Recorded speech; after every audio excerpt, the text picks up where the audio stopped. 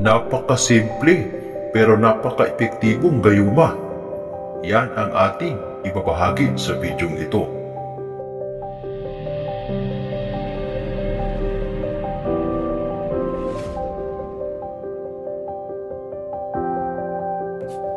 Ang gayumang ito ay pwede gawin sa asawa, partner, karelasyon, o yung liligawan mo pa lang. Nga kailangan gamit o sangkap para sa paggawa ng gayumang ito.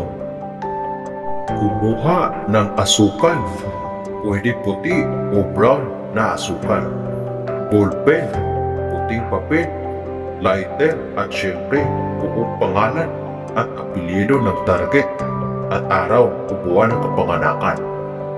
Isulat ito ng 3 beses. Pagkatapos maisulat ang pangalan at kapanganakan, ay itupi ito ng maharap sa iyo ng 2 beses. Ngayon, kumuha ng mangkok at lighter at sunugin ang papel gamit ang lighter at saluhin ito ng mangkok ang mga apo nito. Bago salihan ang papel, ay banggitin ang pangalan at apelyido ng 3 beses at sabihin ito, "Ikaw ay mapapasa akin, ako ay iyong iibigin." 3 beses mo ito babanggitin. Pag naging abo na ang papel, ay kumuha ng kalahating kutsara ng asukal at ilagay ito sa mangkok kasama ng mga abo. Ito ay sumisimbolo ng tamis ng pag-ibig.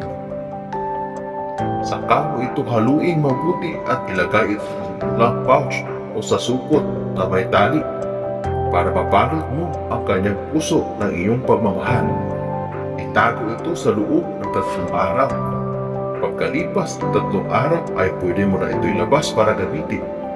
Umanap ka ng paraan para malagyan mo ang kanyang pagkain o inumin na kahit isang kurot lamang.